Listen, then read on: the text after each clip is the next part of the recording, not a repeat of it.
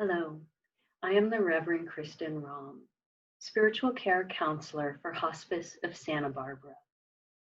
And these are interesting times. For many of us, the life we were living in March has changed so much that we could say it's gone. And what we're moving toward and when we might get there is unclear. We're caught between what was and what is yet to come. In spiritual work, we know this as liminal time, a threshold of sorts between the old and the new. Liminal times bring a couple of things. One is tremendous uncertainty. And we know this, right? We've been living with this for a long time. And we don't know how long we'll be here in this liminal time. So it can feel sometimes as if we're stuck in between. And I know that I have been helped to not feel as stuck or as overwhelmed by recognizing this time as liminal, because threshold times also hold possibility and a certain power for change.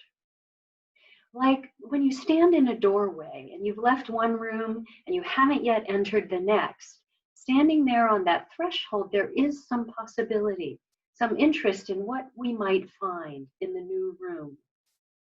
So as we all live here in between or on the threshold of our old life and whatever comes next, let us support ourselves and each other as we look for possibilities and find meaning in these liminal times.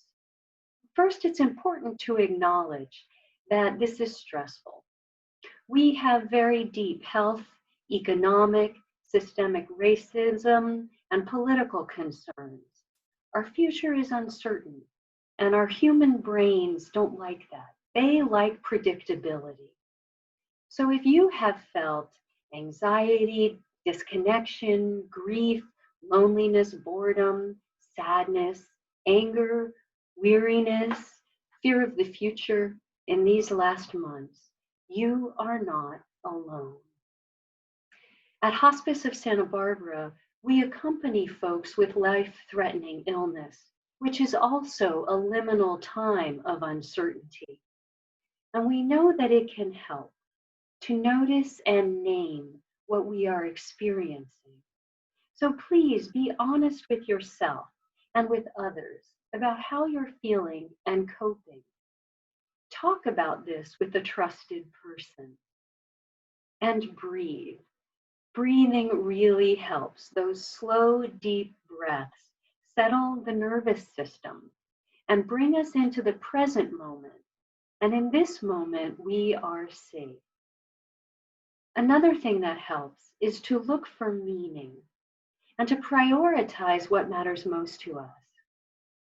And one way to find meaning is to ask ourselves, what has surprised me in a good way in these last months? What has been unexpectedly fun or connecting or calming? It could be as simple as driving less or getting out into nature, gardening, enjoying nature. And there may also be something unique to you. I know for me, I've had the unexpected surprise of getting to do yoga again with my favorite Cleveland yoga teacher. I lived there for 5 years and did her class almost every week.